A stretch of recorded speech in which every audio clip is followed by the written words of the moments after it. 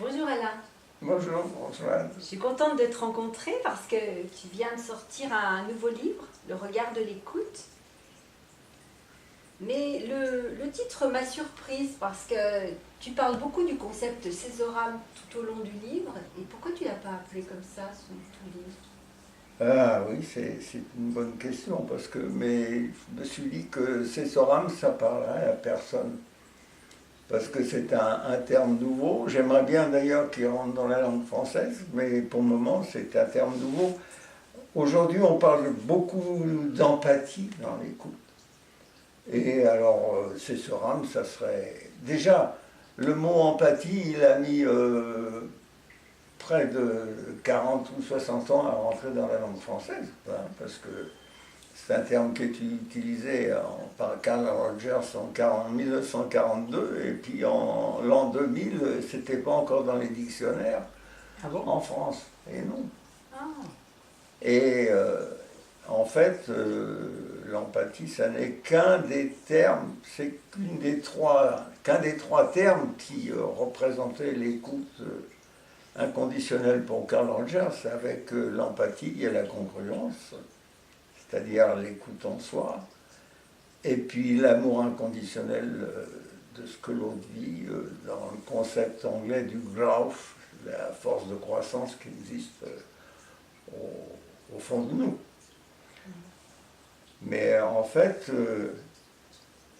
quelque chose qui représente le regard de l'écoute avec Césorame, c'est finalement très proche.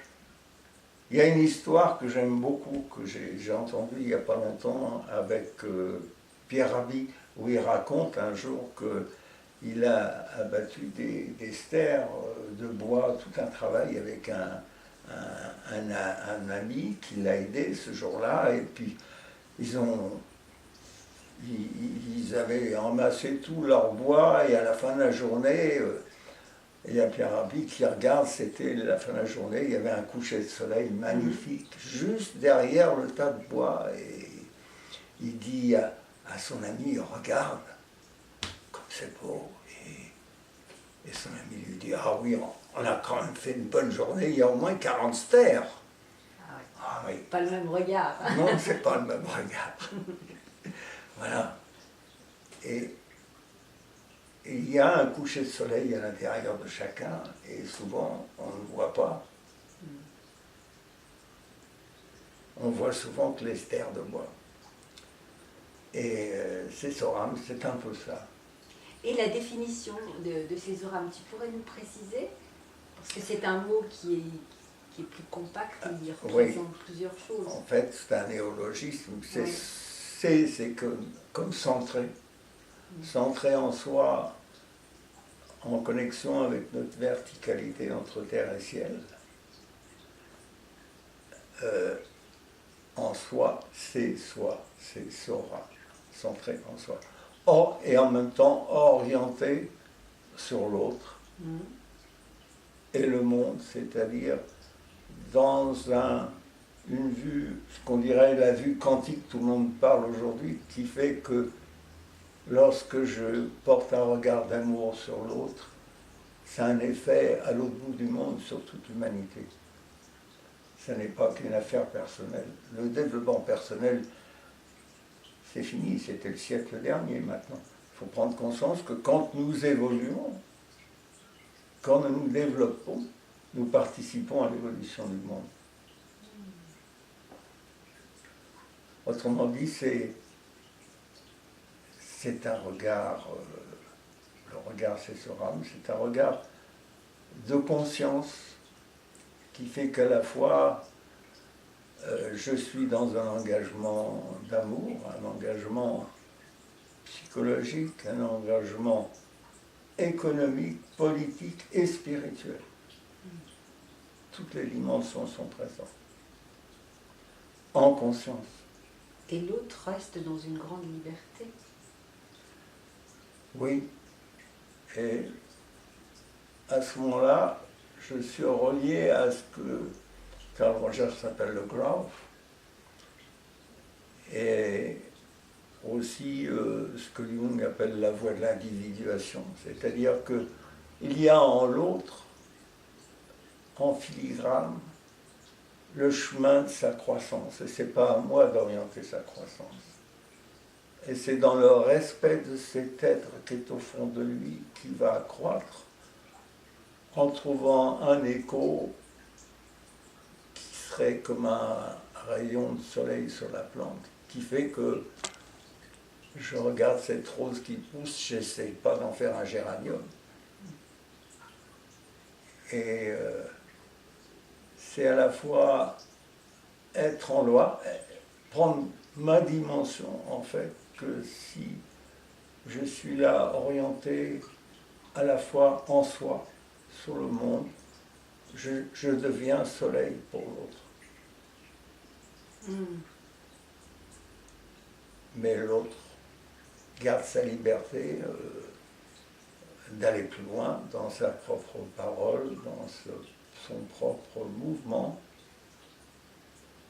que je lui facilite parce qu'il se sent reconnu.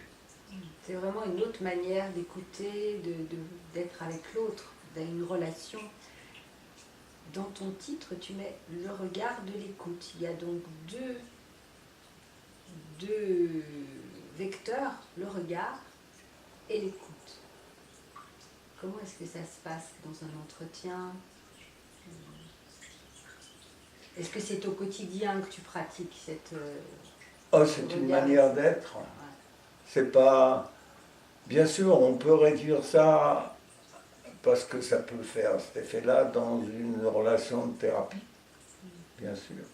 Mais pour moi, c'est une manière d'être qui, pour moi, devrait rentrer dans un comportement, une nouvelle éducation qui permet de nous humaniser. À l'heure actuelle, je crois que près de 50%, mais je ne suis pas sûr du chiffre, du temps passe à auditionner. On confond auditionner et écouter. Tout le monde auditionne. Mais au travers de l'audition, tout le monde voit aussi. Mais dans le regard, qu'est-ce que je vois? Je crois que je peux avoir en conscience, quand je vois l'homme politique qui me parle, si je coupe le son et que je regarde son comportement, je vais déjà avoir un message qui me parvient, qui va me faciliter dans mes choix au-delà de son discours. Et à l'heure actuelle, c'est un truc à essayer. Hein. Oui, c'est la période.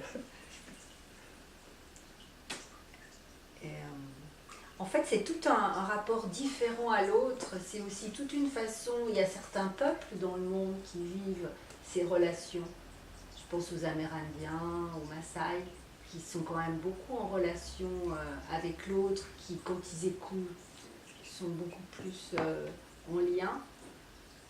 Oui, je pense que ces peuples ont gardé un essentiel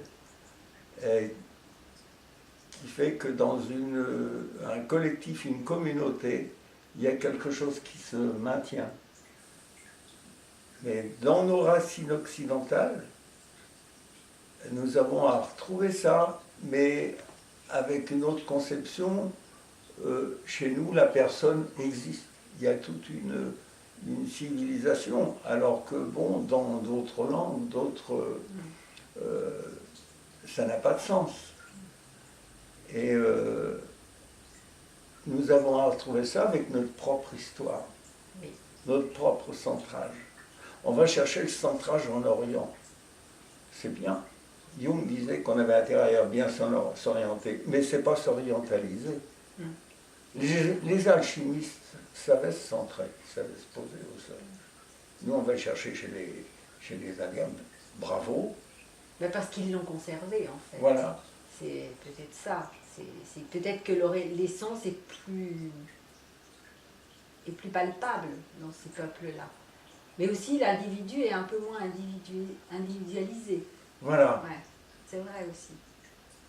Et là, il nous est demandé de d'évoluer, mais ça n'est pas nous couper de nos sources. Et c'est de garder ces sources qui sont au fond de nous, dans une dimension sacrée, même je dirais religieuse, que je ne confonds pas avec religieuse, c'est-à-dire en étant relié à soi, à l'autre, dans un regard et une écoute. Et qui ne me permet pas de rester que là et d'être conscient en même temps quand je te parle, comment je me vis tout de suite et je suis centré et je suis là. En fait, je ne sais pas ce que je suis en train de te dire, ça va se révéler avec ton écoute. Et personne ne sait ce que nous disons à l'autre. Nous ne savons jamais ce que nous disons à l'autre. Oui, nous ne le découvrons que si l'autre nous fait le cadeau d'un retour. Et constamment, nous sommes dans cette illusion. Et qui fait que la source est en moi, mais celui qui me montre la source, c'est l'autre. Oui, c'est comme un reflet. Il y a aussi... ouais. Effectivement, c'est un reflet et une résonance.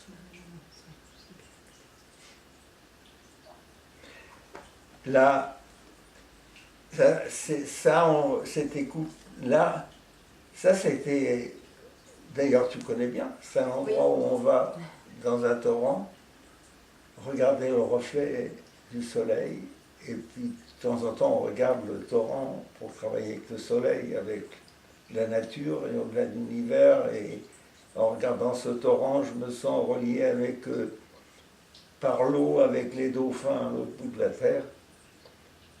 Et quand on quitte le regard du torrent, nous prenons le temps de nous regarder quand on chante les voyelles, par exemple.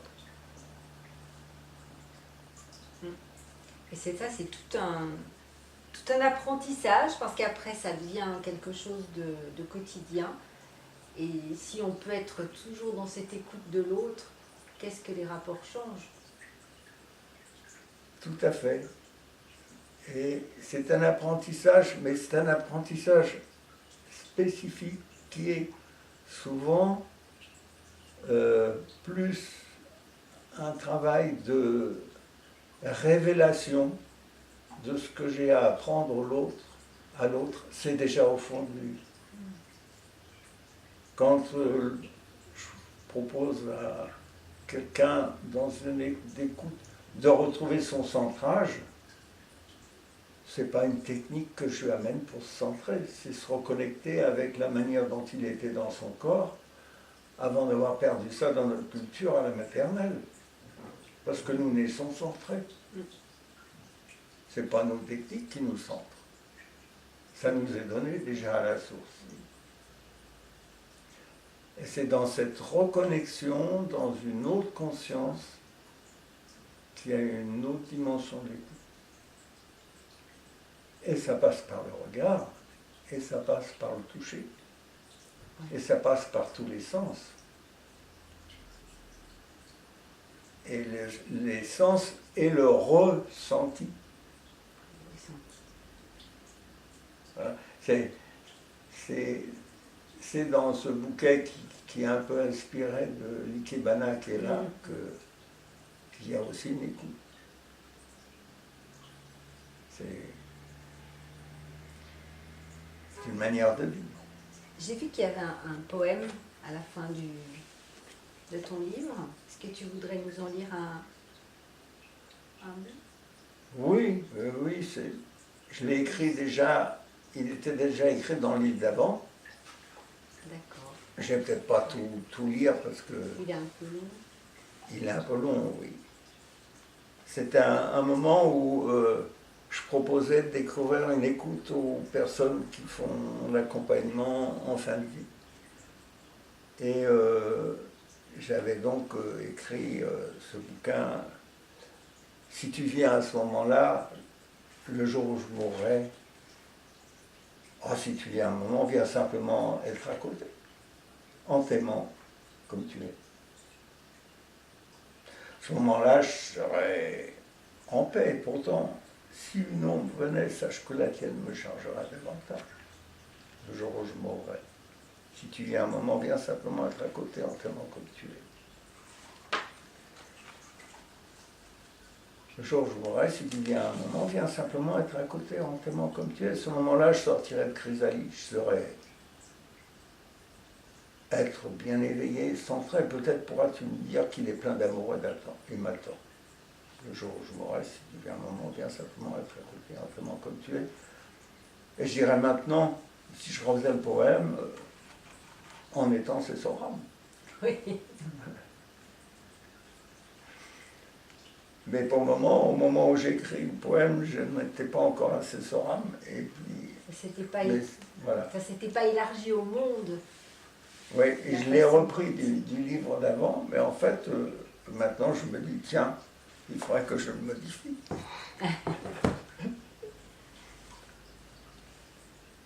Voilà.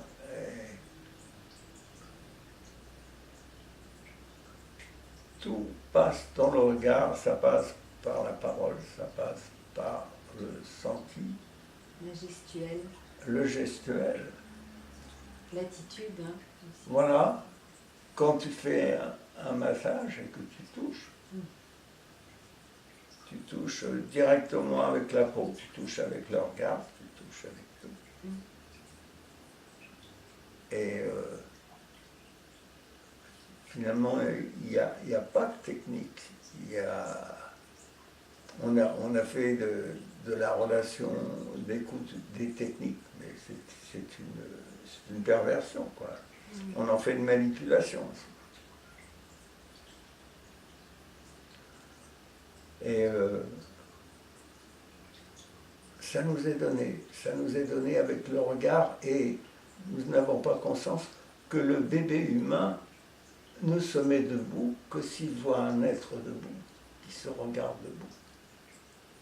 On a fait les expériences dans l'assistance de la jungle, où il y a les enfants abandonnés qui sont recueillis par les bêtes et par les loups. Ils reçoivent l'amour, la tendresse.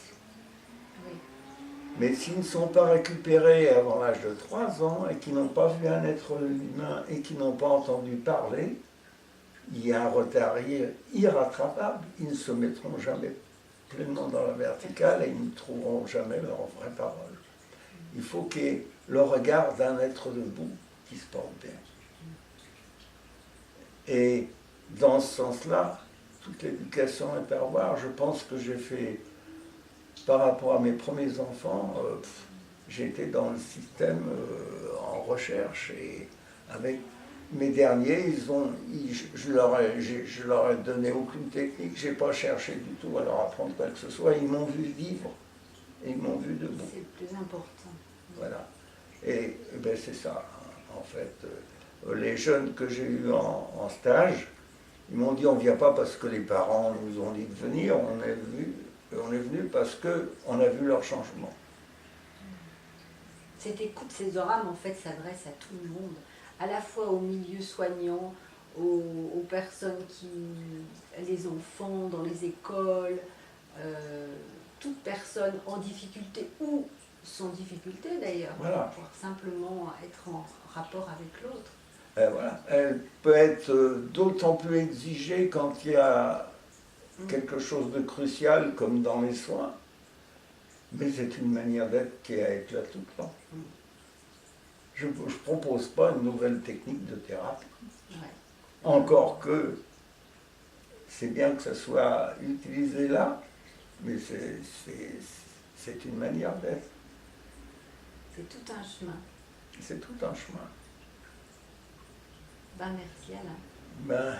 J'ai été ravie de parcourir avec toi cette approche césoramme. En espérant qu'il y en a beaucoup qui pourront en profiter. Écoute, je suis contente que tu aies été là, parce que je me suis senti libre de te dire ce qui me tient à cœur et que j'ai envie de partager aujourd'hui avant de quitter ce monde. Ah, super. Merci Alain.